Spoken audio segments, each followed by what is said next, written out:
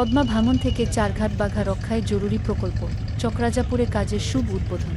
Reporter Abul Hashem, Rajshahi থেকে video চিত্রে দেখুন বিস্তারিত।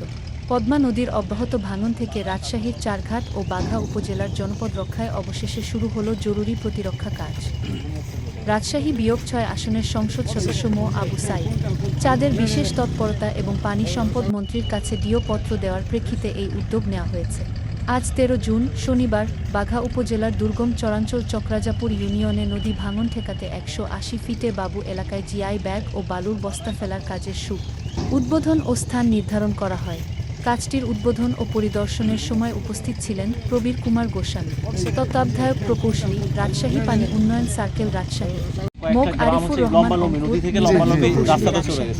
জগলু সিকদার, সাধারণ সম্পাদক, চকরাজাপুর ইউনিয়ন বিএনপি, শফিকুল ইসলাম, সভাপতি, চকরাজাপুর ইউনিয়ন যুবদল সহ স্থানীয় রাজনৈতিক ও গণ্যমান্য ব্যক্তিবর্গ। মন্ত্রণালয় প্ল্যানিং কমিশনে চলে গেছে। প্ল্যানিং কমিশনে শুধু 2টা মিনিট হলেই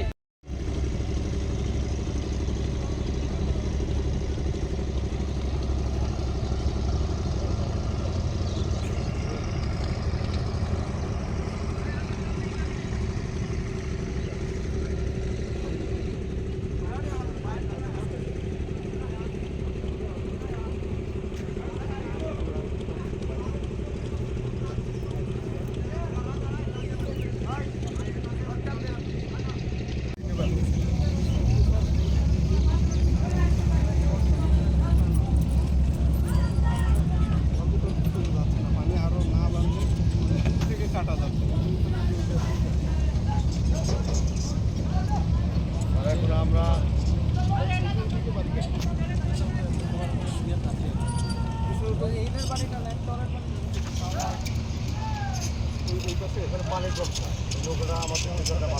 সকাল থেকে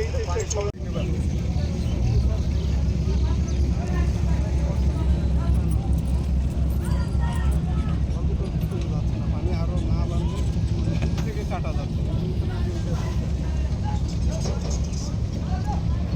এখন আমরা